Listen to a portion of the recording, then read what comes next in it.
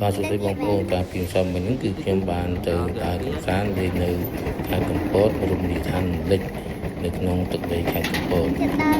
ពួកខ្ញុំពិតជាមានសេចក្តីសប្បាយរីកបែបយ៉ាងខ្លាំងហើយដែលបាននាំកូនប្រុសកូនស្រីប្រពន្ធភរិយា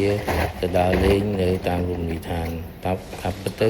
ជីវិតមនុស្សយើងម្នាក់គឺយើងត្រូវតែមានការសប្បាយខ្លះការដើរលេងខ្លះរកខ្លះហើយនឹងកំសាន្តជីវិតខ្លះព្រោះថាជីវិតមនុស្សម្នាក់គឺការរស់នៅត្រូវមាន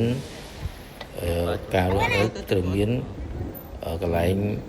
ល្អខ្លះមានកន្លែងដែលយើងត្រូវរស់ខ្លះកន្លែងឋានកំសាន្តខ្លះគឺព្រោះថាបើសិនជាយើងរស់នៅហើយមានការដើរកំសាន្តខ្លះទេជីវិតរបស់ពួកយើងគឺមិនមានន័យទេទោះបីជាប្រឹងប្រែងរកស៊ីប្រឹងប្រែងធ្វើការងារយ៉ាងណាក៏ដោយប៉ុន្តែយើងមិនមានអត់យកពេលវេលាក្នុងការសប្បាយខ្លះគឺវាមិនជារឿងល្អទេអញ្ចឹងហើយយើងត្រូវយកពេលវេលាមានតម្លៃដើម្បីជួបជុំក្រុមគ្រួសារជួបជុំជាមួយប្រពន្ធកូនហើយដើម្បីឲ្យជីវិតរបស់យើងកាន់តែស្រស់ថ្លាកាន់តែល្អប្រសើរពីព្រោះថាបើសិនជាយើងរស់នៅហើយអត់មានការភាពខ្លាំងនៃជីវិតមានន័យថាមានភាពស្រស់ស្រាយនៃជីវិត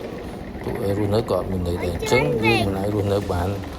តើបាន10ឆ្នាំប្រហែលដងអញ្ចឹងការរស់នៅគឺមិនបាន10ឆ្នាំច្រើនទេហើយយើងមិនដឹងជីវិតយើងនឹងគឺសេះសល់បានប្រហែលដែរអញ្ចឹងពេលវេលាដែលយើងនៅសេះសល់ទី1គឺយើងប្រឹងប្រែងធ្វើការងាររកស៊ីចិញ្ចឹមជីវិតហើយនឹងការសន្សំរួមនឹងការដើរកម្សាន្តខ្លះបានជីវិតរបស់យើងគឺរស់នៅដោយមានន័យហើយបើសិនជាយើងគ្រាន់តែរស់នៅគិតទៅពីពឹងប្រែងរកស៊ីពឹងប្រែងធ្វើការសន្សំហើយយើងអត់រកពេលវេលាក្នុងការកម្សាន្តដើម្បីជីវិតយើងខ្លះ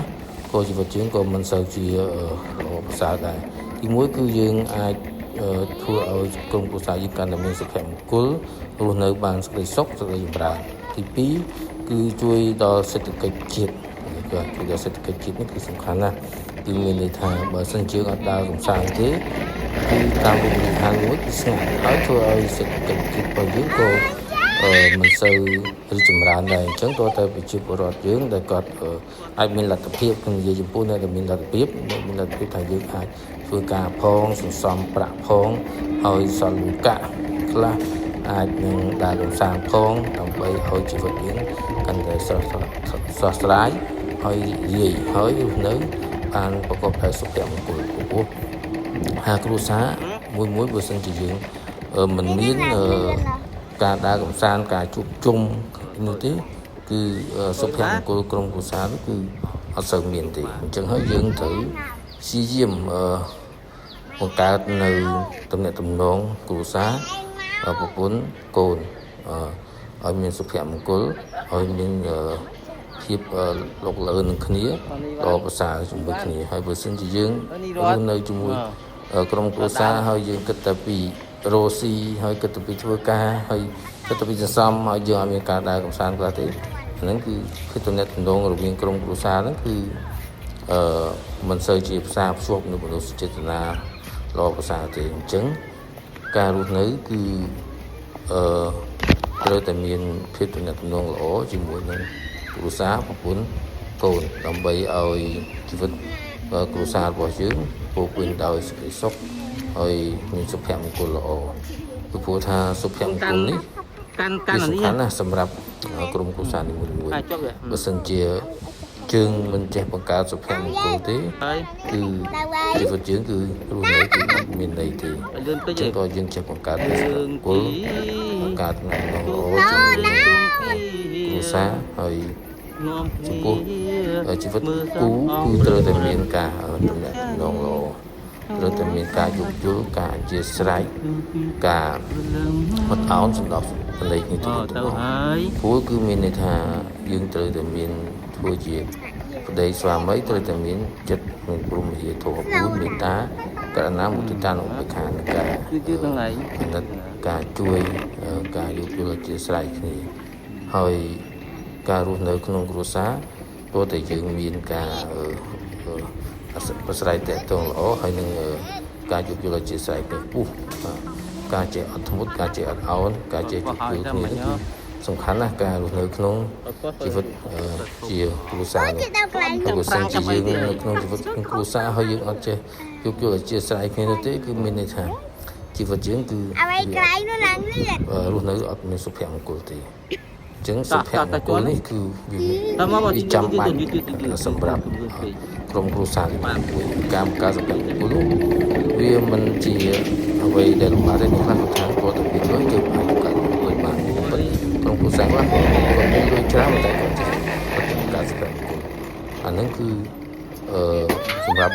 គ្រួសារខ្លះគាត់មានលុយកាក់ច្រើនតែគាត់យកពេលវេលាមានតម្លៃសម្រាប់ក្រុមគ្រួសាររបស់គាត់ទេសម្រាប់កូនសម្រាប់ជីវិតរបស់គាត់ទេប៉ុន្តែខ្លះទៀតគាត់មានលុយមានលុយក្តីមិនមានលុយក្តីប៉ុន្តែយើងចេះគ្រប់គ្រងនៅហត្ថចិត្តទំនាក់ទំនងផ្លូវចិត្តជាមួយនឹងក្រុមគ្រួសារជាមួយនឹងកាយាមានលុយតិចមានលុយច្រើនក្តីរស់ស៊ីបានតិចក្តីរស់ស៊ីបានច្រើនក្តីយើងមានការសន្សំខ្លះទៅមានការដើរកម្សាន្តខ្លះទៅដើម្បីជាការសាភ្ជាប់នៅទំនាក់ទំនងរវាងជីវិតក្រុមគ្រួសារអានេះគឺវាជាកត្តាសំខាន់ណាស់សម្រាប់មនុស្សម្នាក់ដែលរស់នៅក្នុងលោកនេះហើយបើសិនជាយើងអត់ចេះសាភ្ជាប់ការទំនាក់ទំនងទាំងអស់នោះទេគឺជីវិតយើងគឺអត់មានន័យទេអត់មានន័យទេអញ្ចឹងចង់ឲ្យជីវិតយើងមានន័យព្រោះតែយើងមានការសាស្ត្រអញ្ចឹងបើតើមានលុយតិចមានលុយច្រើនចាំមានលុយសិនចាំខ្ញុំមានលុយសល់ច្រើនសិនចាំដើរលេងចាំមានលុយសល់ច្រើនសិនចាំទីនេះទីនោះអ្វីដែលយើងដើម្បីបំពេញនៅបេះដូងរបស់ខ្លួនឯងដើម្បីបំពេញនៅសុភមង្គលក្នុងគ្រួសារយើងគួរតែឆ្លៀតពីពេលជាឱកាសទៅវាមានប្រាក់សំតិចក្តីច្រើនក្តីយើងក៏ត្រូវតែចេះឆ្លៀតឱកាសក្នុងការបង្កើតការជាមួយក្រុមគ្រួសារហើយបើសិនជាយើងអត់ចេះការជាមួយក្រុមគ្រួសារទេយើងធ្វើឲ្យសុភមង្គលគ្រួសាររបស់យើងក៏វាខំថយទៅតាមដែរអញ្ចឹងភាពទំនាក់ទំនងគ្រួសារគឺសុភមង្គលគ្រួសារនេះគឺកត្តាទីចាំបាច់នេះគឺការជួយគ្នាជាស្រ័យអត់ធ្មត់ខន្តីមួយទៀតគឺការរំលឹកចិត្តការដើរលេងកម្សាន្តថតរូបឬក៏យើងធ្វើអ្វីដែលល្អជាមួយគ្នាទៅពុជពិខាញ៉ាំអីជាមួយគ្នាសាងជាប់ការល្អជាមួយគ្នាបានច្រើនអានេះគឺទៅឲ្យជីវិតរបស់យើងគឺមានន័យហើយក៏សិនជាយើងមានលុយច្រើនយ៉ាងណាក៏ដោយមានធនធានច្រើនយ៉ាងណាក៏ដោយប៉ុន្តែបើយើងខ្វះការទំនាក់ទំនងនៃសុភមង្គលគ្រួសារយើងអត់ចេះសាភ្ជាប់នឹងគ្រួសារឲ្យសុភមង្គលអញ្ចឹងហើយបានជីវិតមនុស្សយើងម្នាក់នេះគឺការរស់នៅគឺសំខាន់ណាស់រឿងគ្រួសារនេះហើយបើយើងនៅតែអត់ចេះទំនាក់ទំនងសាភ្ជាប់ទំនាក់ទំនងក្រុមគ្រួសារឲ្យបានល្អទេជីវិតយើងគឺវាឧបនិភាពសោះក៏ក្រោះរស់នៅយើងគិតថាមនុស្សយើងម្នាក់ថាអាចរស់នៅបាន10ឆ្នាំប្រហែលទៅហើយអាចបាន100ឆ្នាំប្រហែលអាចបានរស់នៅបាន100ឆ្នាំមក50 ឆ្នាំ70ឆ្នាំ80ឆ្នាំហើយរស់នៅបានជាប់លាប់ជារហូតដល់អញ្ចឹងពេលវេលានៃភាពរស់នៅហ្នឹងគឺគាត់ថាយើងអាចរស់នៅជាប់លាប់ជាមួយគ្នាអស់មួយជីវិតនោះទេអញ្ចឹងជួនកាលទៅ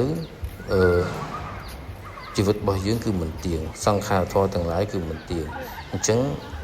សល់ពេលវេលាដែលនៅសេសសល់ដែលយើងនៅជាមួយគ្នាដែលយើងសាងជីវិតចាប់ដៃគ្នាជាគូស្វាមីភរិយាមានប្រពន្ធមានកូនយើងត្រូវតែបង្កើតទំនាក់ទំនងល្អជាមួយគ្នាឲ្យបានច្រើននៅក្នុងក្រុមគ្រួសារនេះហើយបើសិនជាយើង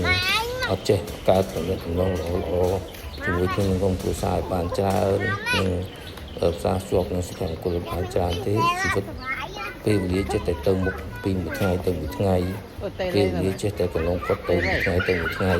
ពីមួយខែទៅមួយខែពីមួយឆ្នាំទៅមួយឆ្នាំអញ្ចឹងគឺពេលវេលាដែលល្អទាំងអស់ហ្នឹងវានឹងបើយើងចេះចាប់ឱកាស ដល់ពេលវេលាដ៏ល្អដែលសាងសង់សុភមង្គលល្អជាមួយគ្នាក្នុងពេលបច្ចុប្បន្ននេះវានឹងកន្លងទៅព្រោះជីវិតយើងកាន់តែទៅមុខអាយុយើងកាន់តែច្រើនទៅមុខអញ្ចឹងការរស់នៅរបស់យើងនៅលើផែនដីនេះមិនដឹងថារស់នៅដល់ពេលណាទេព្រោះថាជីវិតយើងម្នាក់ៗគឺមើលអត់ទៀងទេអត់ដឹងថាយើងត្រូវនៅដល់អាយុប៉ុន្មានស្លាប់រស់ដល់អាយុប៉ុន្មានគឺយើងអត់ដឹងទេយើងអត់ដឹងថាយើងត្រូវរស់នៅអាយុ70ឆ្នាំ80ឆ្នាំ60ឆ្នាំ50ឆ្នាំក៏អត់ដឹងដែរអញ្ចឹងពេលវេលាដែលនៅជីវិតដែលនៅយើងទី1គឺយើងទៅពឹងប្រែងថែទាំសុខភាពឲ្យបានល្អទី2គឺពឹងប្រែងធ្វើការងារប្រកបអាជីវកម្មរកស៊ីសំលុយកាក់មានប្រាក់និងសម្រាប់ទុកខ្លួនឯងនៅពេលដែលមានជំងឺឈឺស្កាត់អីជាដើមហើយឆ្លៀតឱកាសសន្សំលុយកាក់ដើម្បីដើរកម្សាន្តហើយនឹងផ្សារភ្ជាប់កាត់ទំនងគ្នារវាងក្រុមគ្រួសាររវាងប្រពន្ធកូនសុភមង្គលគ្រួសារឲ្យបានគង់វង្សហើយនឹងធ្វើយ៉ាងណាឲ្យក្រុមគ្រួសារនេះមានសុភមង្គលមានសេចក្តីត្រេកអរសប្បាយរីករាយប្រកបដោយស្នាមញញឹមអញ្ចឹងភាពស្នាមញញឹមនេះគឺយើងត្រូវគឺយើងជាអ្នកម្នាក់ៗគឺអ្នកបង្កើតខ្លួនឯងបើយើងចេះបង្កើតស្នាមញញឹមនេះគឺអាស្រ័យលើចិត្តរបស់យើងទេចិត្តយើងគឺគិតអ្វីដែលវិជ្ជមានយើងមិនត្រូវគិតអ្វីដែលអវិជ្ជមានទេរឿងដែលមិនល្អរឿងដែលល្អក៏ពាក្យសម្ដីដូចពាក្យចាស់ពោលថាចានក្នុងរាវតែងតែមានការប៉ះទង្គិចប៉ុន្តែវាអាស្រ័យទៅលើថាតើយើងចេះកែច្នៃពាក្យសម្ដីយ៉ាងម៉េចឲ្យវាល្អប្រសើរពាក្យខ្លះវាជាភាពអវិជ្ជមានបើសិនជាភរិយាគាត់ខ្លាំងគាត់ខឹងយើងដោនតិចទៅយើងកុំប្រកែកតវ៉ាទោះបីជាគាត់ត្រូវដោយខុសក៏ដោយយើងកុំប្រកែកតវ៉ាហើយយើងត្រូវរកដំណោះស្រាយដោយសន្តិវិធីហើយយើងត្រូវគិតអ្វីដែលវិជ្ជមានអ្វីដែលល្អយើងមិនត្រូវគិតអ្វីដែលអវិជ្ជមានទេកាលណាយើងប្រកែកឆ្លោះទាស់ទែងគ្នាយើងជេរបចោគ្នាឬក៏យើងមានរឿងអីយើងមិនអត់រកដំណោះស្រាយល្អជាមួយគ្នាទេវាបានតែត្រឹមតែអន់ចិត្តរៀងខ្លួនហើយកាលណាអន់ចិត្តរៀងខ្លួនខឹងគ្នារៀងខ្លួនវាមិនបានប្រយោជន៍អីសម្រាប់ក្រុមគ្រួសារទេផ្ទុយមកវិញវាធ្វើឲ្យក្រុមគ្រួសារប្រេះស្រាំបែកបាក់សាមគ្គីភាពបាត់បង់សុភមង្គលធ្វើឲ្យជីវិតក្រុមគ្រួសារនោះរស់នៅមិនចុះសម្រុងនឹងគ្នាធ្វើឲ្យចិត្តយើងម្នាក់ៗហ្នឹងគឺជ្រួលច្បល់អារម្មណ៍មិនស្រស់ស្រាយហើយធ្វើឲ្យយើងកាន់តែឆាប់ចាស់ទៅទៀតហ្នឹងហើយអញ្ចឹងយើងត្រូវគិតគូររឿងចំណុចណាដែលវិជ្ជមានបើយើងត្រូវចេះកែលម្អគ្នាត្រូវចេះឲ្យតម្លៃគ្នាចំណុចខ្វះខាតរបស់យើងដែលយើងខ្វះខាតគឺប្រពន្ធអាចកែលម្អយើងហើយយើងត្រូវកែប្រែនៅអ្វីដែលជាចំណុចខ្វះខាតរបស់យើងរីឯចំណុចខ្វះខាតរបស់ភរិយាយើងក៏អាចកែប្រែចំណុចខ្វះខាតរបស់គាត់ទៅវិញទៅមកហើយរៀនស្ដាប់ទទួលយកនៅចំណុចខ្វះខាតរៀងខ្លួនហើយរកដំណោះស្រាយរកផ្លូវល្អដើរជាមួយគ្នាហើយដើម្បីឲ្យជីវិតក្រុមគ្រួសារជីវភាពក្រុមគ្រួសារនេះគឺដើរទៅមុខប្រកបដោយសុភមង្គលប្រកបដោយការរស់នៅដែលប្រកបដោយសុភមង្គលហើយមានសេចក្តីថ្លៃថ្នូរជាក្រុមគ្រួសារហ្នឹងហើយបើបែបនេះគឺទើបជីវិតយើងវារស់នៅមានន័យហើយបើសិនជាយើងមិនគិតគូររឿងសុភមង្គលនេះទេហើយយើងមិន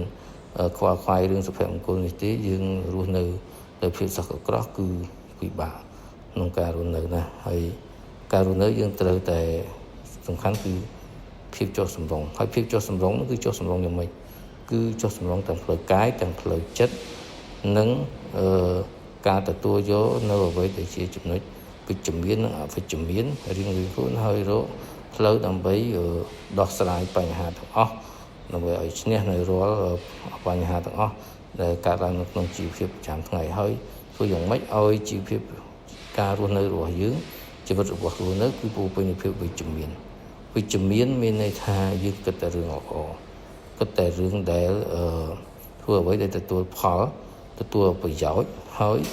សុភមង្គលគ្រួសារនេះគឺសំខាន់មែនទែនហើយបើសិនជាយើងអត់ចេះក្តាប់ក្តាប់ពេលវេលាអត់ចេះក្តាប់ក្តាប់ ការងារល្អទេវានឹងបាត់បង់សុភមង្គលគ្រួសារ